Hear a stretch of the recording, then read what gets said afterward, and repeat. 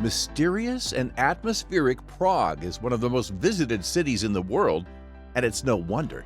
Its Gothic architecture and red roofs make you fall in love with the city at first sight. It's easy to get lost in its beauty. In today's video, I will tell you what to see in the city in just one day, so you don't miss out on any of its main treasures. The historic part of Prague is relatively small. One day is enough for a sightseeing tour. The most famous route is the legendary Royal Way, the path that future Czech rulers took for their coronation. Buses, including those from the airport and trains to Prague, arrive at the main railway station. You can start your walk from there or from Prague Castle, since going downhill is much more convenient.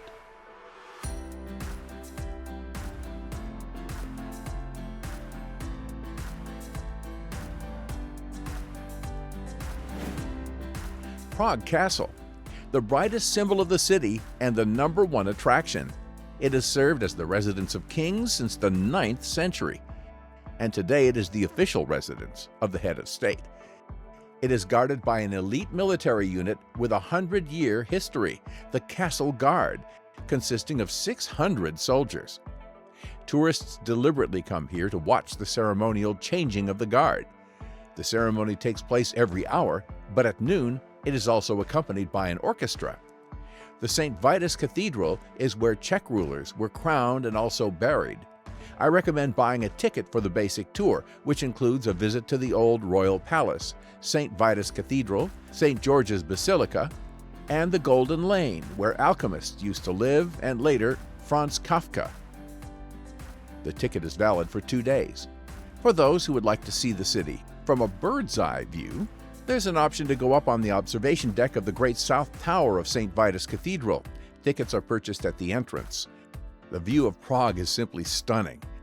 There are several museums on the castle grounds, but visiting them would take a lot of time, so it's better to save that for another time. Visitors to Prague Castle undergo security checks at the entrance.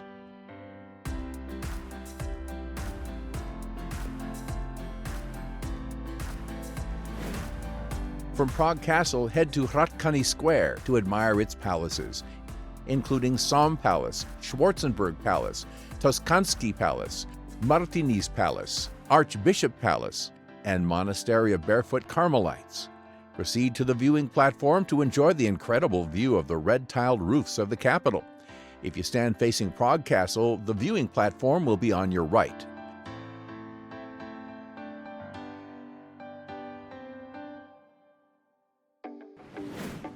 Nerudova Street. This historic street runs through Prague Castle to the Malestrana Historic District. It is adorned with Baroque houses with colorful portals and ornate decorations. The street became part of the Royal Way under King Charles IV. It's worth noting that houses in Prague are numbered and named after the coat of arms or legends. Nerudova Street has many such examples. For instance, house number 44 is named at the 3 Black Eagles, number 47 is at the 2 Suns, and number 49 is at the White Swan. An important feature of these buildings is the coat of arms above the entrance, fresco or stucco.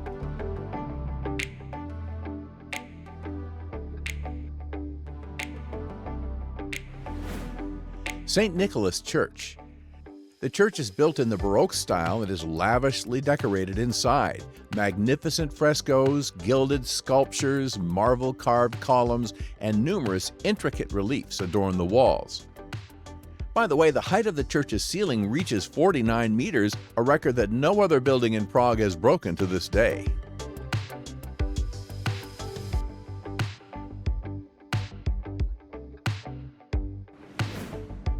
Charles Bridge. If Prague Castle is the heart of Prague, then Charles Bridge is its business card. The construction of the bridge was carried out in strict accordance with astronomy and numerology. The architects wanted the bridge to last for centuries. The foundation stone of the bridge was laid in 1357, 9th of July at 5:31.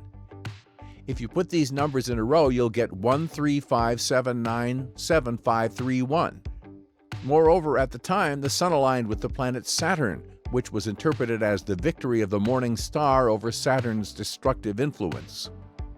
During its long and eventful life, the bridge has become shrouded in legends. Sculptures have appeared on it, and bridge towers have been built on both sides. It only became pedestrian in the late 1970s.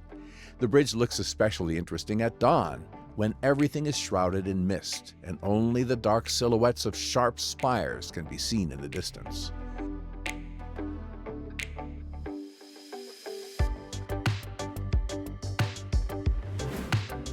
You can enjoy the views of medieval Prague not only from Charles Bridge, but also from the Old Town Bridge Tower, which greets you on the left bank. There is an excellent observation deck on the top. The tower itself is also worth a closer look. Pay attention to the eastern facade, adorned with several sculptures, the figures of city patron saints, Charles IV and his successor.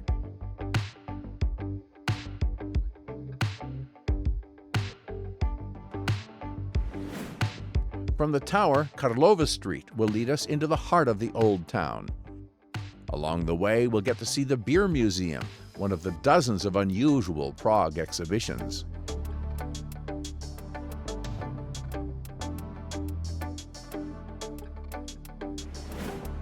From Karlova Street, we'll head on to Malá Square. It is triangular, cozy, and colorful. It features an ancient well at the center, surrounded by a beautiful grill. House at the Golden Well is one of its remarkable attractions. House at the Richter, where the first telephone city exchange started operating in 1882. Malá Square is also home to 3 medieval pharmacies.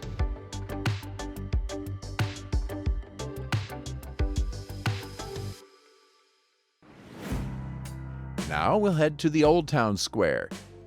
This square is one of Prague's main landmarks, and even if you're in the city for just one day, you definitely need to see it.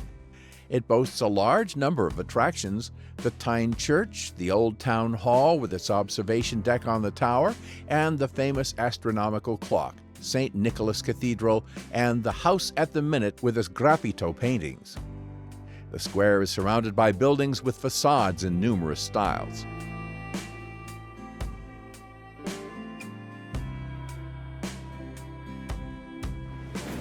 Our route will then take us down the famous Saletna Street to the Powder Tower. Passing through its gates, we'll leave the boundaries of the Old Town. This monumental Gothic-style building was used as a gunpowder storage for a long time. In the 19th century, it underwent a reconstruction which determined its current appearance. The Royal Way ends here, but we will continue with our walk.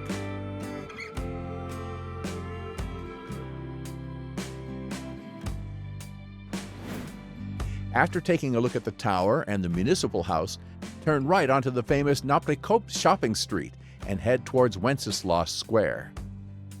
Wenceslas Square is one of the largest squares in the world. Trams used to run through it, but now it is partially pedestrian. The square is home to a statue of St. Wenceslas, the patron saint of the Czech Republic, the National Museum, and numerous shops and restaurants. It's always crowded.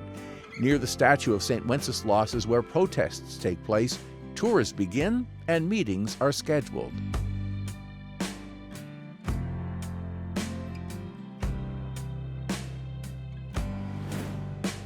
At night, you can go to a concert or take a stroll through the evening Prague, dine in an exquisite restaurant, or sit in a traditional Czech beer pub.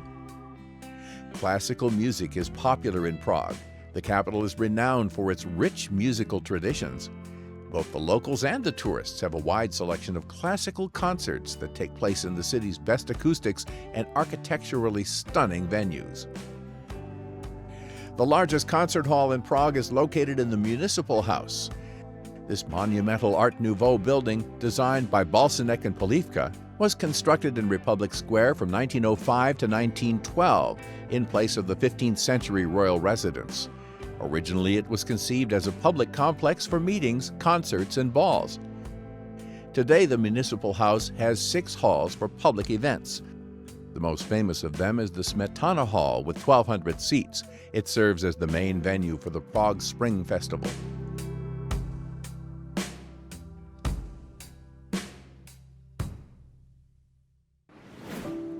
Friends, if you've allocated more than one day for your trip to Prague, I will now tell you what else you should definitely visit in the city. After all, Prague is full of secrets and mysteries.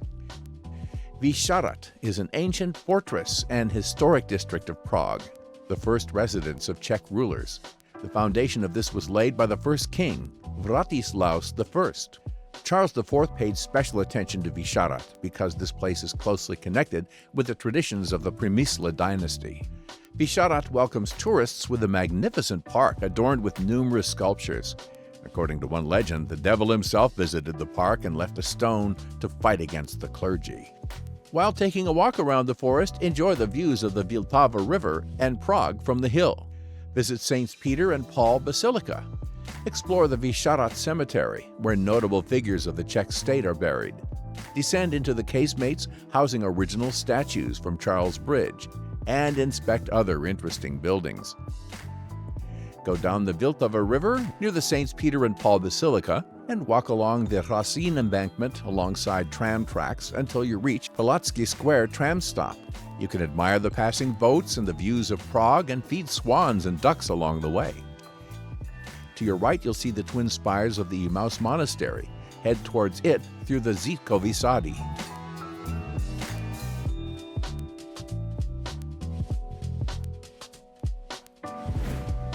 Upon exiting the monastery, you'll arrive at Charles Square, with the Faust House to your right. Initially, Charles Square was a marketplace. Today, there is a park in its place. While taking a walk in the square, you'll get to see the new town hall, the early Baroque St. Ignatius Church, the Jesuit College, Faust House, and the Czech Technical University.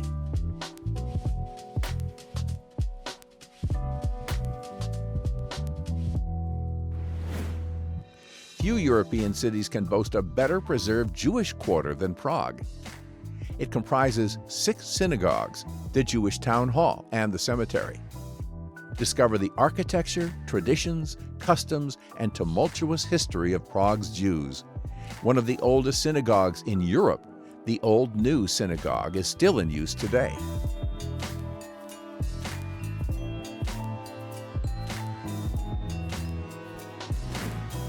Prague is rightfully considered one of the most mystical cities in the world. Virtually every building, architectural monument, or street has its mysterious and enigmatic history, attracting tourists from all over the world all year round and in any weather. When taking a stroll through Prague's ancient streets, you'll feel like you've entered a fairy tale kingdom. The city's restaurants and cafes are no less inviting, tempting visitors with delicious aromas and reasonable prices.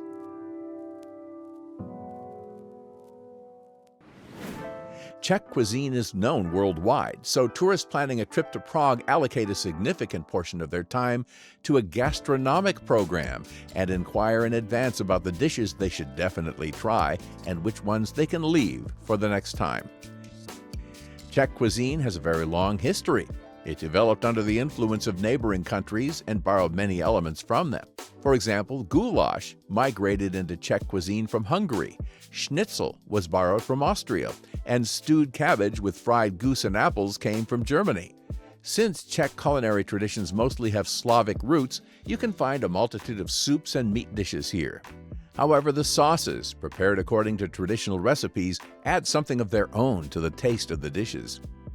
Healthy eating is popular around the world nowadays, but Czech cuisine doesn't adhere to its principles. Traditional Czech food is